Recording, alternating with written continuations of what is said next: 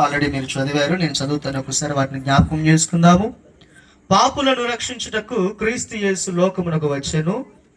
వాక్యము నమ్మదగినదియు పూర్ణ అంగీకారమును నాకు యోగ్యమైనదినై ఉన్నది. అట్టి వారిలో నేను ప్రధానులను. దేవునికి స్తోత్రం. అపోస్తలుడైనటువంటి పౌలు తన జీవిత అనుభవాలలో నుండి రాస్తున్నటువంటి మరొక విషయం. నిన్న లేదా మొన్న ఒకరోజు మనం ఒకటి జ్ఞాపకం చేసుకున్నాం. అది కొరింథీ పత్రికలోనికే ఎవరికో రాస్తున్నారు. ఇదేమో తిమోతికి రాస్తున్నటువంటి పత్రికలు గాను.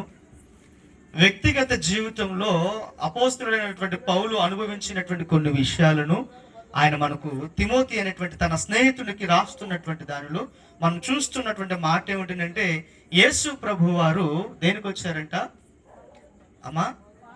కొంచెం అందరూ గట్టిగా చెప్తాను. పాపులను రక్షించుటకు క్రీస్తు యేసు ఈ లోకానికి వచ్చాడు. ఈ మాట మీరు చాలా సార్లు వినే ఉంటారు. క్రిస్మస్ సీజన్ కదా, చర్చిస్లలో కామన్ గా ఆ క్రీస్తు యొక్క పుట్టుకను గురించినటువంటి విషయాలు చాలా చోట్ల చెప్తూనే ఉంటారు. లేదా కొంచెం భక్తి కలిగిన వారు ఏం చేస్తూ ఉంటారంటే, ఇంట్లో కొంచెం టీవీ పెట్టుకొని ఆ పని చేసుకుంటూ ఆ వాక్యాలు వింటూ ఉంటారు. ఇలా ఒకవేళ మనం లెక్క వేసుకుంటే ఏదో ఒక విధముగా ఈ విషయాలను మనకందరికి తెలిసే ఉంటాయి. చెప్పండి, ఈ విషయాలు మనందరికీ కొంచెం గట్టి చెప్పండి. ఒకవేళ మీకు తెలిసి ఉంటే అదే సమాధానం చెప్తారా? పక్క వాళ్ళని కలుపుకున్నాం కాబట్టి తెలిసే ఉంటాయి అన్నాం కదా. ఇప్పుడు ఒకవేళ మీకు తెలుసుంటే తెలుసు అని అంటారు, తెలియకపోతే తెలియదు. లేకపోతే అందరూ కలిసి గుంపులో ఉన్నాం కాబట్టి ఆ మాటలు పలుకుతూ వెళ్ళిపోతా ఉంటాం. దేవునికి స్తోత్రం. హల్లెలూయా. ఇక్కడ రాయబడుతున్నటువంటి మాట ఏమిటంటే, మీకు అందరికి తెలిసినటువంటిదే, మీరందరూ చాలా సార్లు విన్నటువంటి వాక్యమే. ఒకవేళ మర్చిపోయారు కనుక వాటిని ఒకవేళ జ్ఞాపకం చేయాలి అని ఆశపడుతూ ఉన్నాను. తిమోతితో ఆయన అంటున్నారు, అపోస్తలుడైన పౌలు అంటూ ఉన్నాడు, యేసు ప్రభు వారు పాపులను రక్షించడానికి ఈ లోకానికి వచ్చాడు. దానికి నిదర్శనం ఏదైనా ఉంది అని అంటే అది నేనే అని ఉంటుంది ఆ వచనంలో.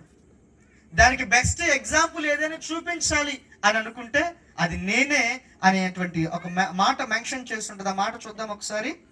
ప్రధానుడను నేను, అట్టి వారిలో నేను ప్రధానుడను. ప్రధానుడను అంటే మొదటి వాడును. దొంగలందరికన్నా పెద్ద దొంగను. ఆ తర్వాత మాట చెప్పండి. అపోస్తలుడైన పౌలు చెప్తున్న మాట ఏమిటంటే, దొంగలందరికన్నా పెద్ద దొంగను. ఏమంటున్నారు? ఎవరు మాట్లాడరే అన్న? అందరు ఇక్కడే ఉన్నారా? కొంచెం స్తోత్రం చెప్దాం, చేతులు ఎత్తి. దేవునికి స్తోత్రం. హల్లెలూయా. ఇప్పుడు నేను చెప్పిన మాట మళ్ళీ నాతో పాటు చెప్తారా? దొంగలందరికంటే కొంతమంది చెప్పట్ల. దొంగలు అందరికంటే ప్రధానమైనటువంటి దొంగను నేను. దేవునికి స్తోత్రం. అంటే ఎవరో ఒకళ్ళిద్దరు నిజం ఒప్పుకుంటున్నారు. అంటే అబద్ధమని మాత్రం నేను చెప్పను, ఇది మాత్రం నిజమే. మనకు మనమే దొంగ అని ఒప్పేసుకుంటే శిక్ష తక్కువ పడుతుంది. మీకు అందరికి తెలిసిన విషయమే కదా. ఇప్పుడు ఒక మర్డర్ చేసాం, ఒక దొంగతనం చేసాం, పెద్ద తప్పు చేసాం.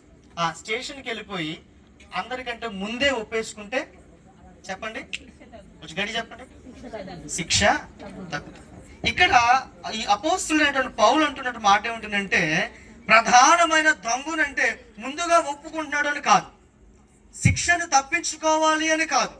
ఆయన గుణ స్వభావం ఏమిటంటే, ఒకానొక సందర్భంలో సమస్తమును సర్వము నాకు తెలుసు అనేటువంటి ఒక ఉద్దేశముతో ఎక్కడ ప్రార్థనలు జరిగినా కూడా అందరినీ అక్కడ చంపేస్తా ఉండేవాడు ఈయన పౌలు. ఇప్పుడు సౌలుగా మార్చబడ్డాడు కదా, అంతేనా? చెప్పండి, పౌలు సౌలుగా మార్చబడ్డా? సౌలు పౌలుగా మార్చబడ్డాడు? కొంచెం గడి చెప్పండి. అంటే మీరు మాట్లాడితే మీరు మెలకుగా ఉన్నారని అర్థం. నేను చదివింది ఒక చిన్న రెఫరెన్స్, అది అయిపోయింది, పక్కన పెట్టచ్చు మీరు బైబిల్. నేను బాగున్నా బాగాలేకపోయినా నన్నే చూడొచ్చు.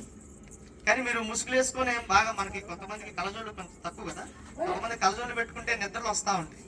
అది వాళ్ళకి ప్లస్ పాయింట్, చూస్తున్నట్టే ఉంటారు కానీ ఆ కలజోళ్ళ వల్ల కనబడు. దేవునికి స్తోత్రం. హల్లెలూయా. ఈయన గుణ విధానం